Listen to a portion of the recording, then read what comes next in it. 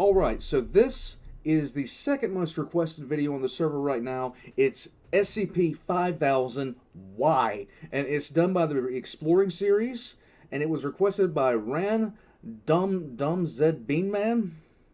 I hope I got that right. I didn't get that right. I know I didn't get that right. I'm an idiot. What do you expect? But the reason I'm not doing the most requested one is because today I just watched a primer for another SCP that explains Dr. Bright. And I was told to avoid anything Dr. Bright related until I watched a few other videos on him. And everything Dr. Bright isn't allowed to do at the Foundation is the most requested video on the server. So I will be waiting to watch that one until I get some more primers done for Dr. Bright. But I thought it was really interesting as far as the Immortality SCP went, because now I have a little bit of knowledge about this.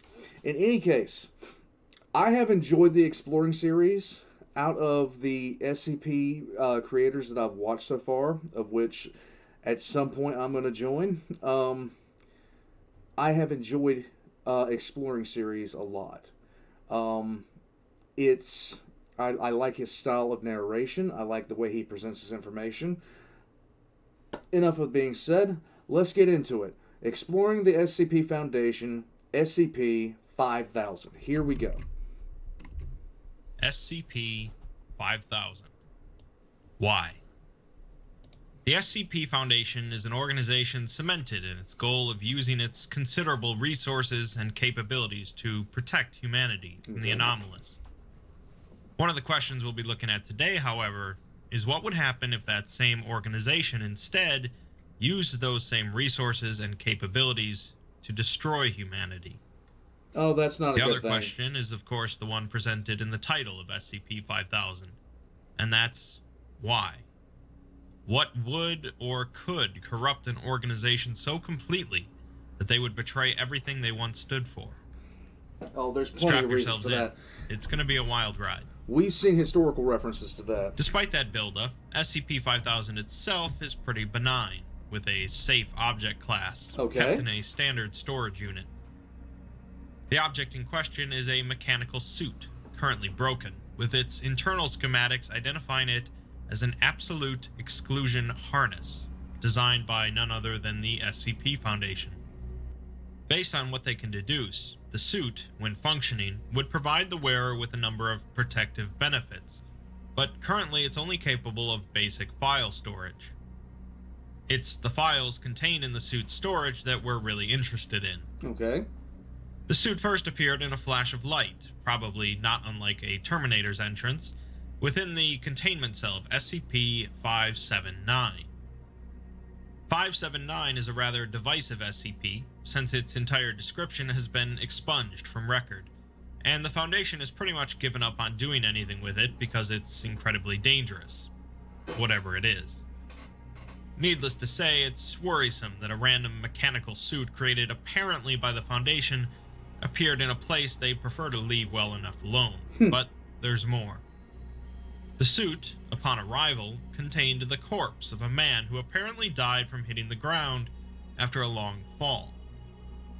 The corpse is genetically identical to a Foundation employee named Pietro Wilson, who is currently working at an exclusionary site, a facility similar to SCP-3936 that is created using a technology making it immune to time or reality restructuring events. In other words, if the world were to undergo some sort of drastic change that altered history or the reality of the planet, the personnel inside an exclusionary site wouldn't be affected, allowing them to make note of the changes. That's nifty. The actual living Pietro was, of course, interviewed and prodded, but he has no knowledge of the suit or the info in its files. Speaking of the files, let's finally get to it. The first journal entry is from, of course, Pietro, who says that the date is currently January 2nd, 2020, and he's just escaped from the exclusionary site. Some individuals had entered the site and killed everyone else, thoroughly, but Pietro managed to make it to the suit, which kept him alive. That's a qualifier, thoroughly. The next entry goes into a bit more detail, as Pietro heads for a nearby Foundation safe house used by agents in this part of the country. He explains that things started about 6 or 7 hours ago, when a mobile task force entered the exclusionary site with proper clearance, gathered everyone in the canteen, and started shooting. Pietro's just a technician for the site's power grid, so he's really not sure how the suit works, but its primary function makes it so that others can't recognize that they can perceive the wearer. In simpler terms, it functions sort of like an anti-memetic device, and it makes the wearer undetectable to others. Okay. As Pietro slipped out of the site, he noticed that the MTF weren't there to take anything, but just to kill everyone, putting an extra bullet in all the corpses. That's pleasant. Pietro thinks at this point that it's possible the MTF was actually a group of infiltrators from the Chaos Insurgency. You ever had a bad day at work? Deep undercover, and as he makes his way to the safe house, he hears explosions in the distance, hoping that the Foundation sent in some teams to deal with them.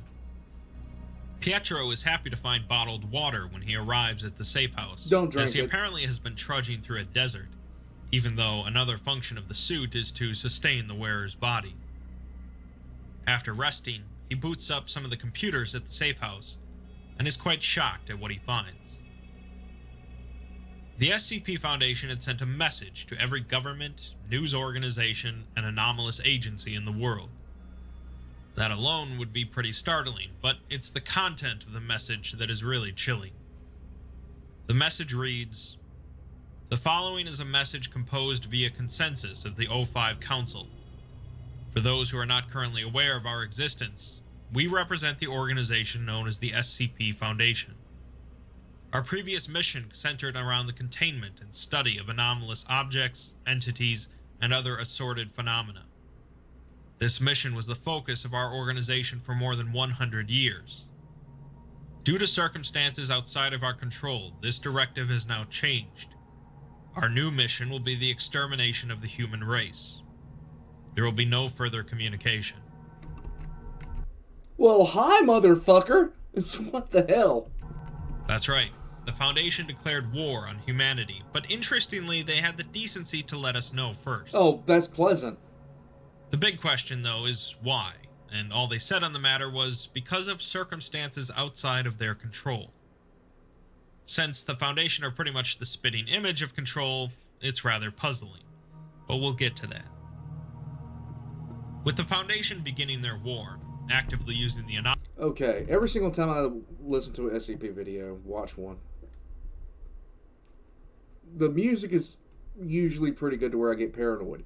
And this is the first time ever that I've looked in the background of my own recording and seen the way this thing is looking. It's like it's saying soon. I'm doomed, guys. anomalies they've previously contained, Pietro manages to find snippets of what exactly they're doing along the way. I'm going to have to explain a lot of other SCPs throughout this, so bear with me if you're already familiar with them. Okay, I'm not. So let's go. SCP-096 is an entity that relentlessly pursues anyone that sees its face until it slaughters them. The Foundation circulates a picture of its face on various social media platforms, That's fucked causing up. it to tear across the globe until its photos were taken down. That's fucked up. But it's likely still hunting. SCP-169 is a massive sea creature known as the Leviathan, believed to be thousands of kilometers in length. That's not good.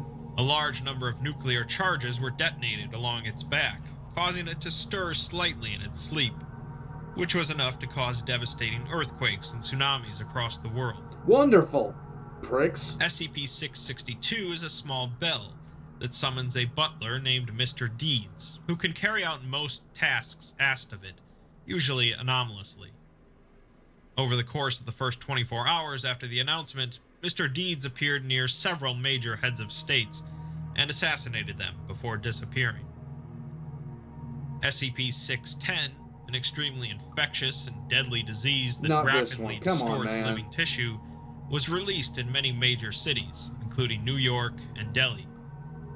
It spreads quickly, but is eventually halted through the combined efforts of the GOC and the Church of the Broken God, who are not sharing the Foundation's new mission. Thankfully. SCP-682, the hard-to-destroy reptile, At least it's tough to envision a world where I agree with the GOC. Is simply released. Oh, wonderful. Which is bad enough. Next, we get some news footage of a reporter at an evacuation tent in Sweden, set up by the Global Occult Coalition. Patients are being treated by doctors in full protective gear, and the reporter repeats the GOC's orders to all residents that have not already evacuated, that they should seal themselves inside of their homes as quickly as possible. A doctor calls out to a nearby GOC soldier, telling them that a patient just died, and they should get the eraser ready. The reporter runs out of the tent into a field containing a number of similar tents. In the tent she just left, a loud buzzing sound can be heard, and several flashing lights can be seen. Thick smoke pours out of a gap at the top of the tent. The reporter recovers herself and continues, telling any residents still in a compromised area to keep a careful watch over those around them, and if any of them begin exuding a noticeable minty smell, they are to be quarantined immediately. Minty? This is all very likely a reference to SCP-447, a small green sphere that exudes a greenish slime. The slime is edible, with a minty taste, and has various enhancing properties, but it's incredibly, horrifically dangerous if it ever comes into contact with a dead body.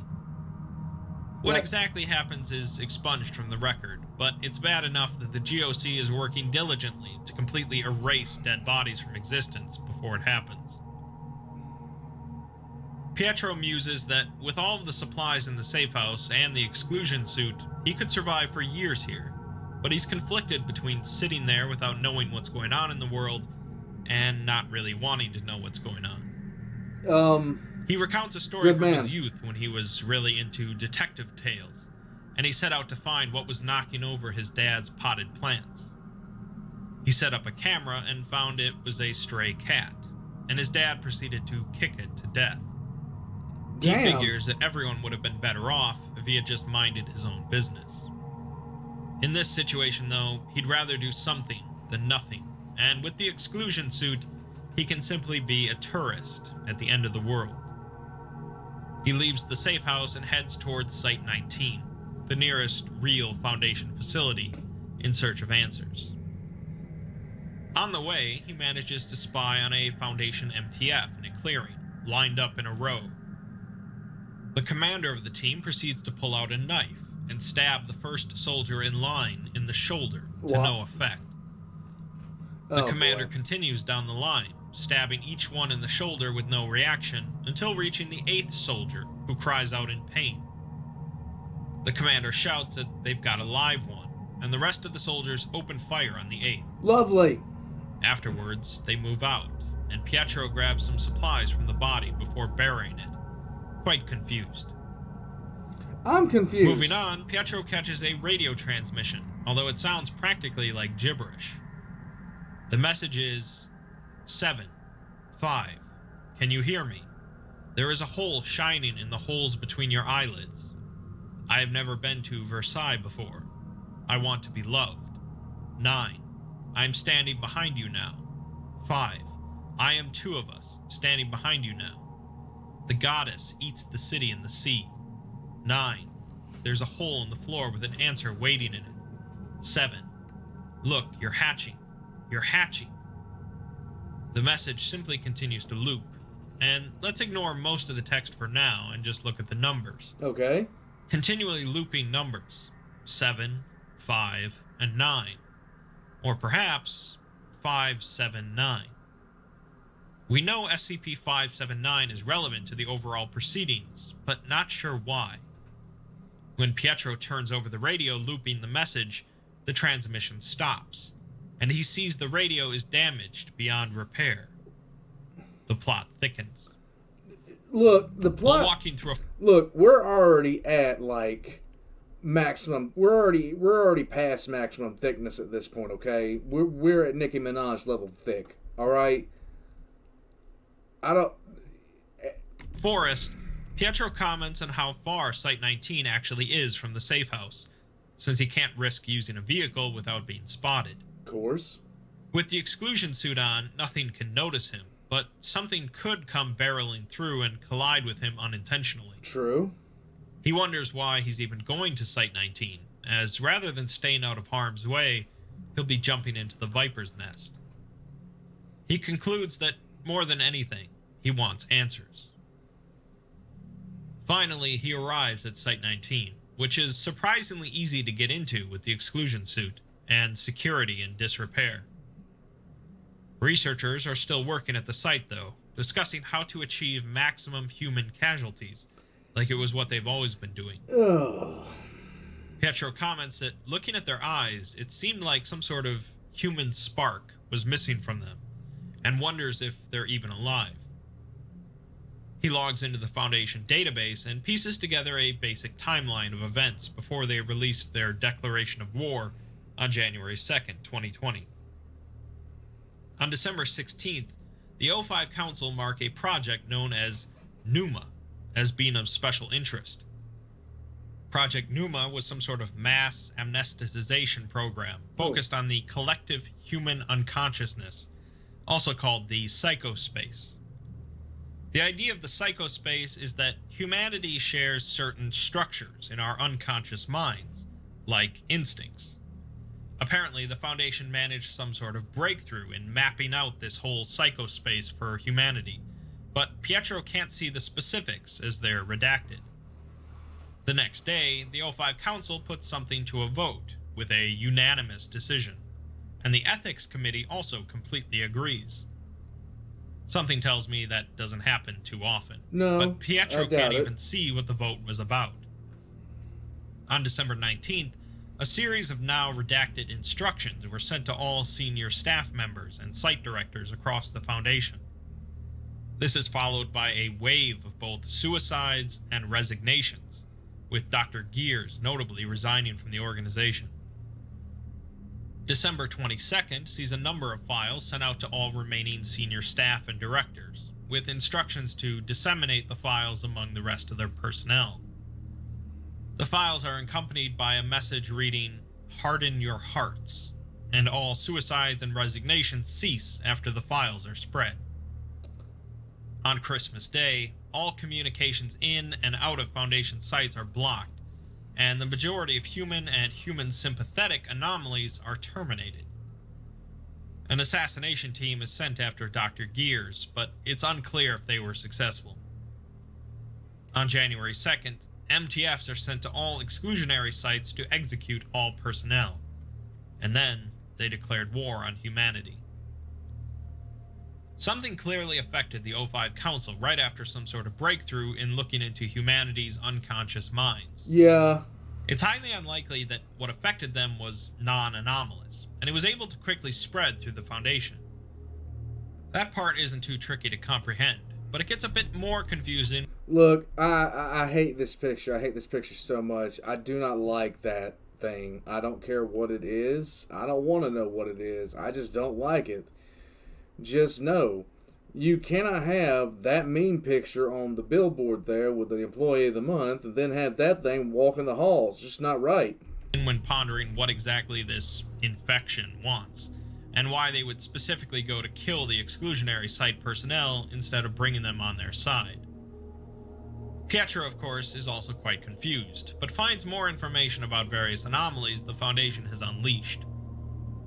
SCP-1370 is a robot containing an artificial intelligence that is invariably hostile to everyone it encounters, Nice. promising them doom and destruction, despite being utterly harmless. 1370 is put onto every television across the world, continually rambling about how he's going to soon take over the world. Pietro remarks that this one isn't too bad. What is pretty bad, though, is SCP-1048, the Builder Bear, who can create incredibly hostile and incredibly violent copies of itself out of any material it can find.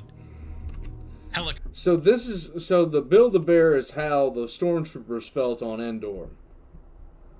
Just saying. Helicopter footage shows hordes of bears rushing through the streets of Paris, with a massive red teddy bear in the distance. Oh god, what the fuck? SCP-1290 are two electronic devices capable of near instantaneous teleportation between them. The problem is that objects undergoing teleportation retain their orientation and velocity relative to the Earth, meaning that objects arriving at the other end come out at around 930 meters per second. That's The bad. devices aren't incredibly useful to the Foundation because of this, but were kept on opposite ends of the Earth, in Colombia and Singapore. During this debacle, the Foundation moved the devices to the Atlantic Ocean to use as a rudimentary projectile system. They began launching objects at a secure GOC facility called Ganzir, designed to house humanity's survivors in the case of the end of the world. Pietro surmises that 1290 was just one of a large number of anomalies the Foundation was using to try and break into Ganzir, and wonders why they wouldn't just use missiles. SCP-1440 is an old man that continually walks the Earth and causes increasingly destructive events when nearby anything connected to humanity, unintentionally. He's normally not contained by the Foundation, as they have no means of containing him, so they transport him to a number of different refugee camps to cause rapid devastation. That's fucked It's up. most startling to note that 1440 seemed to have no effect on the Foundation personnel assigned to transport him, suggesting that they are now decidedly inhuman. Yeah. SCP-1678 is a full-scale reconstruction of the city of London, located a kilometer underneath London. It seems to have been built for some sort of end-of-the-world scenario, and the Foundation has been keeping tabs on it. After their declaration, the Foundation completely abandoned 1678, and eventually the British Occult Service directs citizens of London down underground, since the Foundation purposefully made evacuation of the city impossible. Nice. Once 1678 had reached its capacity with refugees from London, the Foundation detonated a nuclear weapon they had left behind in the underground city. What the hell? Some files were deleted between this and the next entry, and Pietro says that it's been 3 months since his last entry. The files in that period have been deleted somehow, and even worse, Pietro himself has no memory of the last few months. He finds himself halfway across the country from Site-19, scars on his body that he doesn't recognize, a bandage wrapped around his head, and he's carrying a briefcase. The Okay. exclusion suit itself is not damaged, so he's not sure how he got injured, but he remarks that he wouldn't be surprised if he had accidentally walked off a cliff. He's not exactly sure what's in the briefcase, but he knows for sure that it isn't round, and he needs to get it to SCP-579. Pietro is carrying an SCP in that briefcase, in fact, SCP-055. I've mentioned this one before, primarily in my anti-memetics video, as 055 is pretty much the quintessential anti-memetic SCP. Okay. Anyone can view it and see exactly what it is, but the knowledge pretty much instantly leaks out of their heads. Nice. The only thing the Foundation really knows for sure is that the object in question isn't round. In other words, Pietro is carrying an unknown object, and wants to take it to another unknown object, Yay. 579. This exact scenario has occurred before, in SCP-2998, another subject I've covered in a video. In that ordeal, when a strange alien race took control of humanity, a Foundation agent takes 055 into 579's containment chamber, fitting a round peg into a square hole, as it were, which resets the timeline. Okay. Pietro seems to be heading to do this exact same maneuver, but isn't sure why. As he continues walking across the country, he remarks on how far the containment unit for 579 is from Site-19, and the only way he knows where it is at all is because of some documentation he has, which he isn't sure how he obtained. That's just messed. He's walked past thousands of corpses so far, including a child in a house he was scavenging from. He thought at first the child had just been shot in the head, but when he went to bury him, he saw hundreds of pale worms wriggling underneath the boy's skin. Oh, come on, man. They poured out of the body as soon as he touched them, and they all had the boy's face, laughing as they scurried into a drain. That's disgusting! Pietro decides not to bury anyone else, and Yeah, leave him struggles alone. with continuing on his journey. He discovers that if he starts to get overwhelmed by his situation, all he has to do is open up the briefcase, and he suddenly finds himself miles ahead, feeling good about himself. Okay.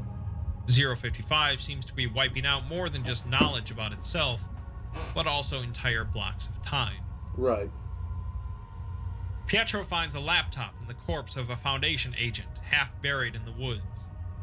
He finds more info on some anomalies that the Foundation are using against humanity.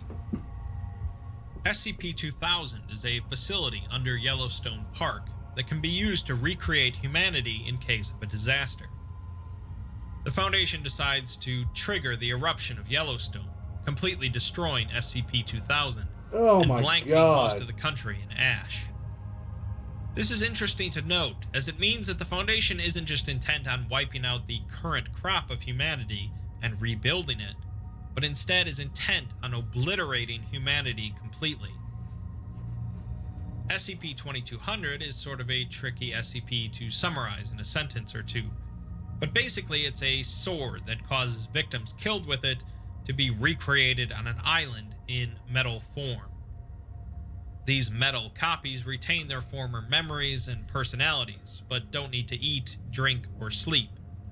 But they can still die in this form as well. Okay. The Foundation managed to mass produce these swords, which teleport to individuals who are likely to use them. And the island where the metal copies appear is now overflowing, with living copies trapped under dead ones. Probably not the most effective strategy the Foundation has come up with, but there you go. SCP-2241 is a 7-year-old boy with fledgling reality bender abilities that the Foundation was previously studying. Brightburn is a terrifying movie. With the O5 Council interested in raising him as a useful tool. Seems they got their wish, as 2241 is now being used to wipe out refugee camps. Oh my god. And they're sending him over to the bunker at Ganzir, since they're still having trouble breaking in. SCP-2466 is an app on a smartphone that plays out like a battle from the Pokemon series of games. Lovely. With the player fighting against a Mega Charizard X. The app compels residents of a specific town in California to carry out certain actions based on the Charizard's moves, which range from socially disruptive to violent or suicidal. Lovely. This app was used by the Foundation for some time until it permanently crashed, presumably because there were no residents left in that town. Again, not incredibly effective overall. No, but that's just dickish. SCP-2639 are 3 individuals who somehow got trapped in a server running the video game Quake, and are able to manifest occasionally in the real world for a short time, carrying out a death match that is capable of destroying structures and killing non-participants. Oh my god, the amount of shit is absolutely terrifying. Since the individuals can't die, possess heavy firepower, and are exceptionally bored, the Foundation had previously recruited them as an MTF, sent into extreme situations requiring the elimination of hostile non-human targets. The group of 3 were average teenagers, and really didn't want to harm anyone. In this situation, the Foundation sent them into survivor communities and opposing groups to kill everyone present, telling them that they were monsters that have escaped from containment. That's The 3 fucked up. soon figured this wasn't the case, and after a short time, have ceased all hostile activities for the Foundation's behalf. Good. Pietro makes a journal entry about sitting near a campfire in his suit with a group of GOC soldiers who don't know that he's there. He appreciates the company regardless. The GOC soldiers don't really seem to have anywhere to go at this point and are simply wandering. Pietro contemplated momentarily about asking them for help to get to 579, but thought better of it, commenting that he's less of a tourist now and more of a ghost. Right. He does tap into a GOC database while hanging out near the soldiers, though, and retrieves an interview log from inside Ganzir. The interviewer is a commander with the GOC, Morrison, and the interviewee is a captured MTF agent, Ross. Morrison had captured the MTF when they were trying to sneak into the bunker, and so far none of them had spoken at all except for Ross. Ross says it's because they've met before, during a joint operation between the Foundation and the GOC a few years ago. When they caught the MTF, they had been trying to sneak in with a group of refugees. Upon being noticed, the MTF opened fire into the crowds before being captured. Jesus. When asked if he thinks that's crazy, Ross simply laughs, saying that the GOC are crazy as well if they think they can do anything to stop the Foundation. When threatened with enhanced interrogation, implying torture, Ross laughs again and says they can do whatever they want, since he's not afraid after realizing that you're not supposed to feel pain. Morrison asks what he means, and Ross hesitates, telling him that he wouldn't want him to say. Morrison responds that he does, but Ross says he wasn't talking to Morrison. Yeah. Upon further pressuring, Ross acquiesces, but what he says is inaudible in the recording.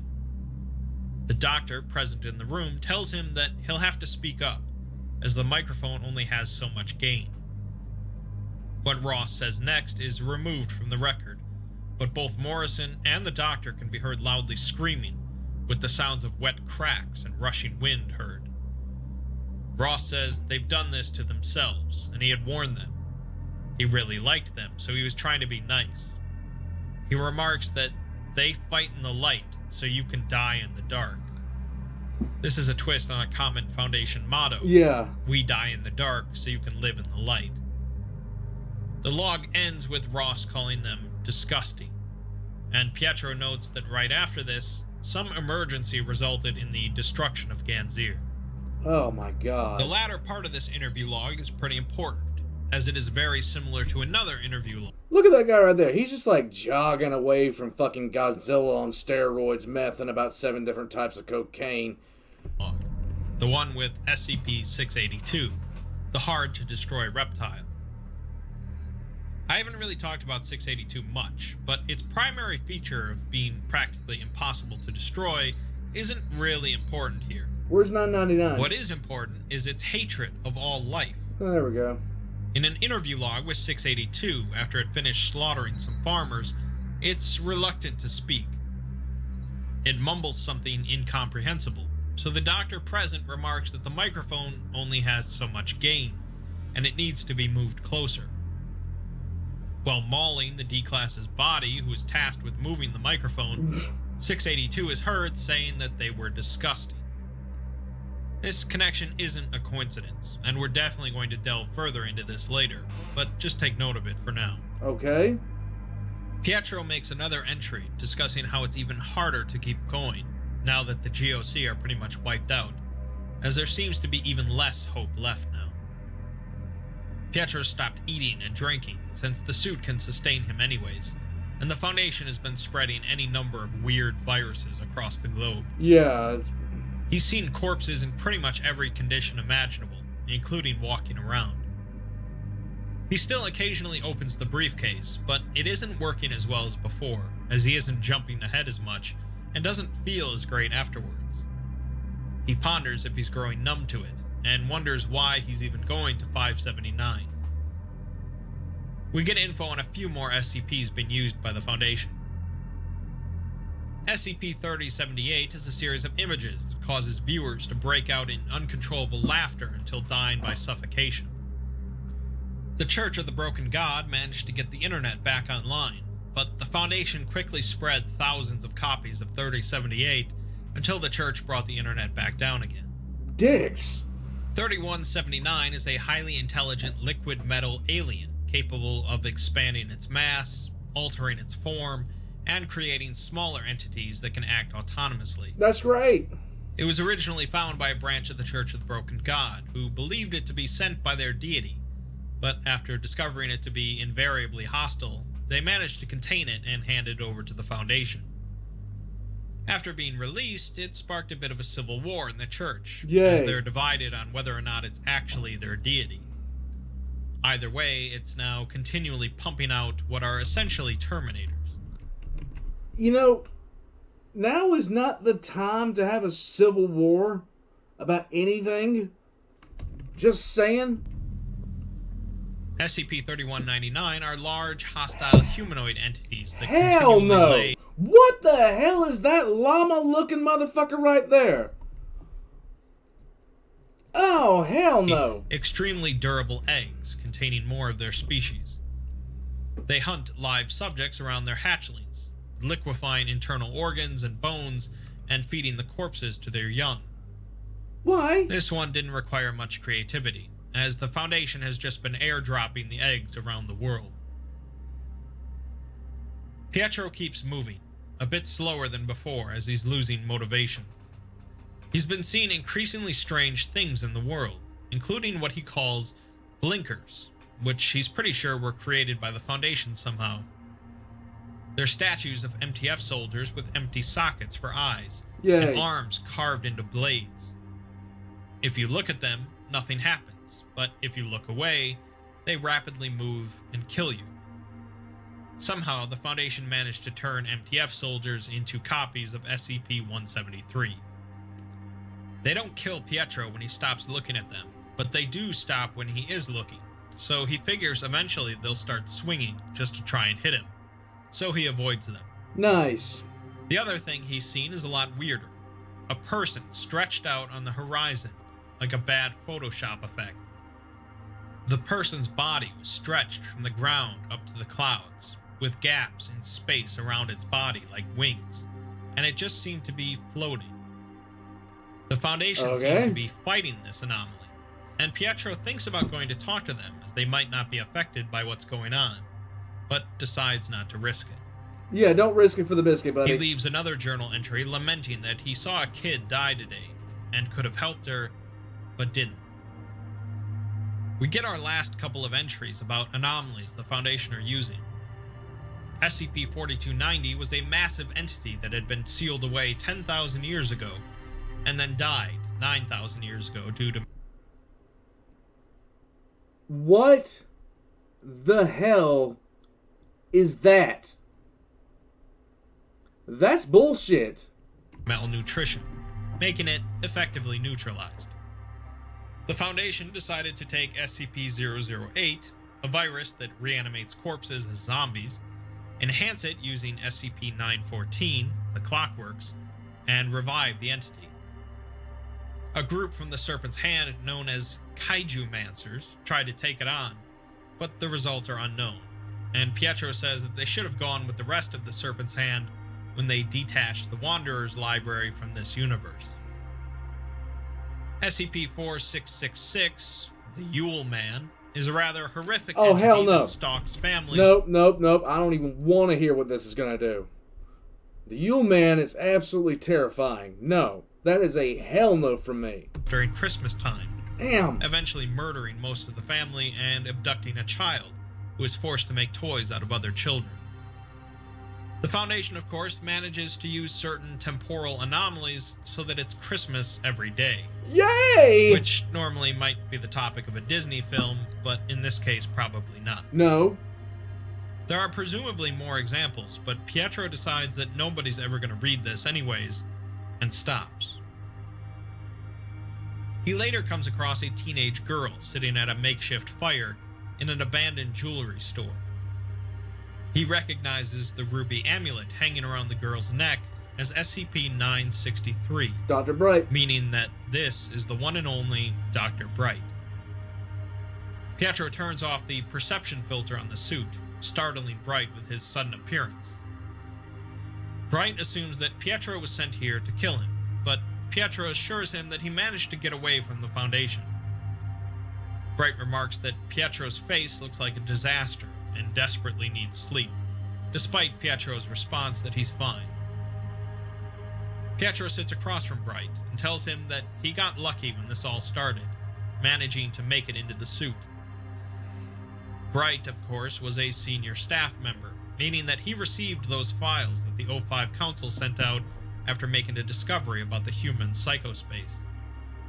The first set of files were a series of instructions, which caused suicides and resignations, if you remember. But Dr. Bright can't remember the instructions because of the second set of files sent out. These were later sent out to all personnel, and Bright reveals that they were just a bunch of images of eggs, trees, and other religious stuff.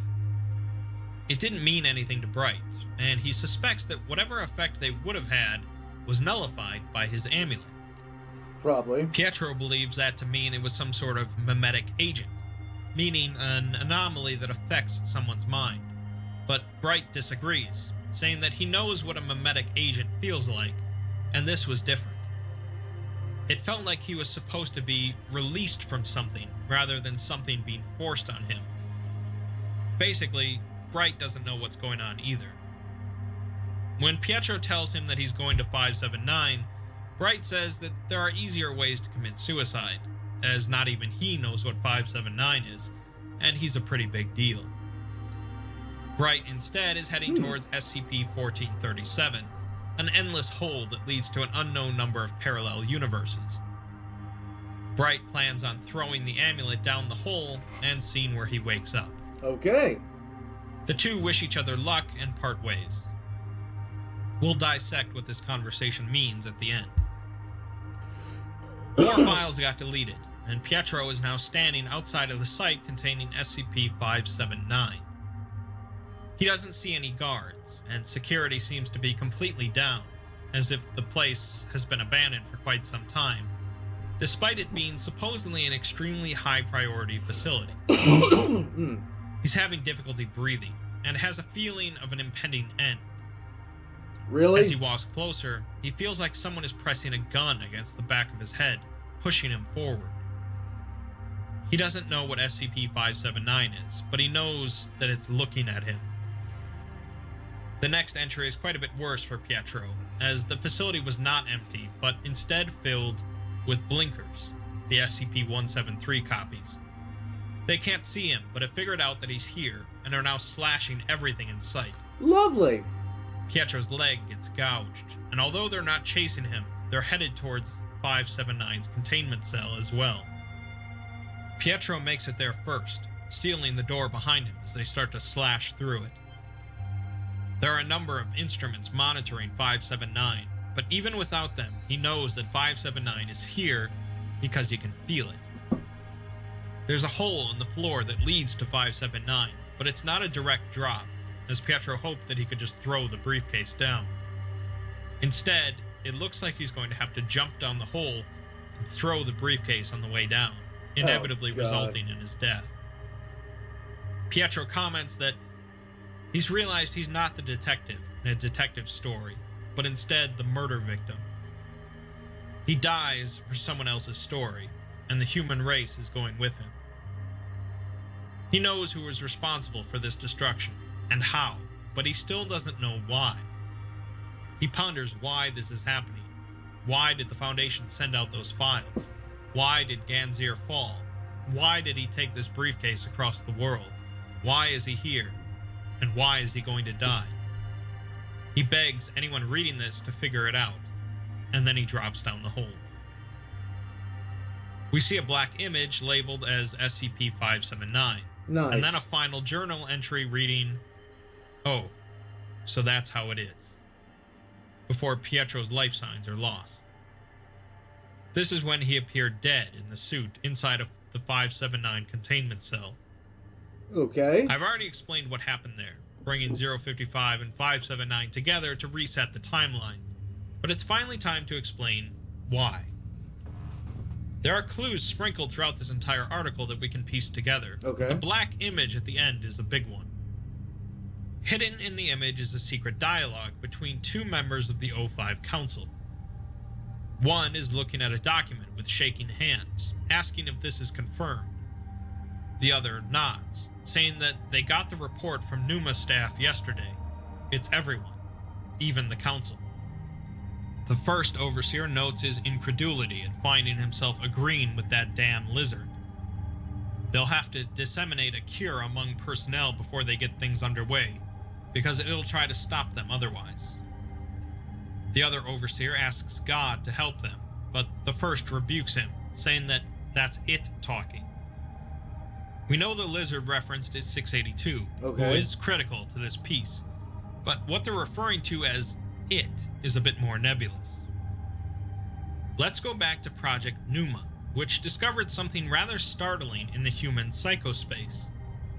This means that they found something intrinsically present in the unconscious minds of every human, and it was startling enough to cause the Foundation to want to wipe out humanity. What's more, this discovery led the O5 Council to agree with SCP-682, who despises all life. Right. The Council spread a series of instructions to their senior staff members, which we don't get to know about, but it did lead many of them to kill themselves or resign.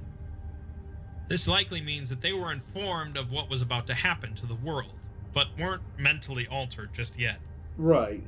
This happened with the second set of files, which were spread across most of the Foundation, immediately ceasing all suicides and resignations, because now everyone was fully committed to wiping out humanity. While some would believe this to be a mimetic agent that forcibly altered the Foundation's thinking, Bright confirms that it was not. In other words, instead of planting new code into a person's brain, whatever was in the second set of files released something in their brains, allowing them to see what was in the psychospace that makes humanity disgusting. Essentially, what they were released from was humanity, becoming outsiders like 682. This process involved a completely different way of thinking on multiple levels, as for one, they no longer felt pain, as shown in the stabbing test, and two, they were no longer considered part of humanity, as shown by SCP-1440, which destroys anything nearby connected to humanity. Dr. Bright wasn't affected by the second set of files because of his amulet, Right. making him immortal, which already disconnects him from humanity. It's interesting that the project that discovered all this was known as Pneuma, which is an ancient Greek word meaning breath, but is also used in religious context to mean spirit or soul. Pneumatology is the study of the Holy Spirit, an aspect of God that makes up the Holy Trinity. The it referred to before by the O5s could be the human soul, an essential part of what makes us human. The researchers that Pietro came across in Site-19 were missing a spark from their eyes, perhaps suggesting that they no longer possessed a soul. It's also interesting that the GOC's fortress was named Ganzir, after a palace in the Sumerian underworld where the goddess Ereshkigal ruled over the dead. Those that still had souls, the refugees, were allowed to enter Ganzir, but those without... I knew that name was familiar, but I had no way to actually place it, and I'm still trying to figure out where I actually heard Ganzir before I listened to this. It had to have been years ago, and I've lost all context, so it's nice to hear something. Without them, the Foundation agents relentlessly worked to break in. Ganzir finally fell because the soulless came inside.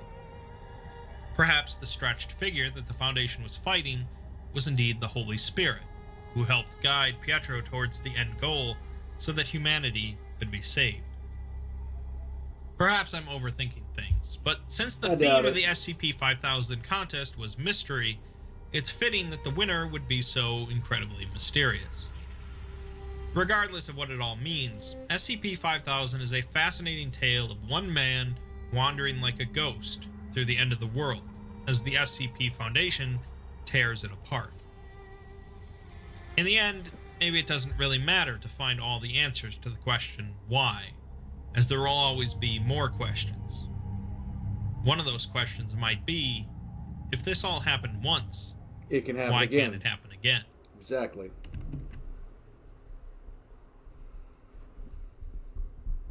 All right. Okay, he always ends with a quote. You said invaded, right? Might be one of those last times that happens. Right. Don't say that. It must be worse for you. That's what everybody says that they found out something they don't like. Jesus Christ. It's not something that can be hashed out in a few hours, man. Can you be quiet for a minute? Of course I can't. No, not yet. The feeling of being invaded. Why not? Don't say that. Don't even talk about it. We should have left well enough alone. I keep thinking like it would be better to end it all, not with what we found. How long are they going to take? But it's not like that. Everything I am, you know what they'll say. It is me. It's over. It'll take time. You're germophobic, right? Did you get a reply? We shouldn't have looked. You too. I doubt anyone's going to be talking about anything else anymore. I feel sick. Final hidden text in SCP-5000. That is... I love the way this stuff's put out. I really, really do. This is disturbing because it's... We look at certain... That's why certain kinds of storylines are so great, like the Injustice series. What would happen if those that protect us turned on us? For any reason whatsoever. What would happen? What would take place? And it's the same reason I like the Inquisition in, well, you know, I wouldn't want the Inquisition in real life whatsoever, but I like the Inquisition in 40K because they make decisions that will wipe out trillions, and they do it because they feel like it's necessary. And it doesn't matter what they're doing. And one of the biggest quotes is actually from the Witch Hunter from Warhammer Fantasy, but you can translate it over to the Inquisition. You might ask me why burning down 3 villages full of innocents, you know, how I am justified. But I ask you, how am I justified in letting them live? Something to that effect. Somebody's going to correct me down in the comments. They're going to be exactly right, because sometimes I get jumbled up here, and right now my ear is in a lot of pain, so brain capacity is not working very well. In any case, this was fantastically done. This was absolutely creepy, because not only did I hear some names that I already knew, as soon as I heard 610, I was like, oh god, no.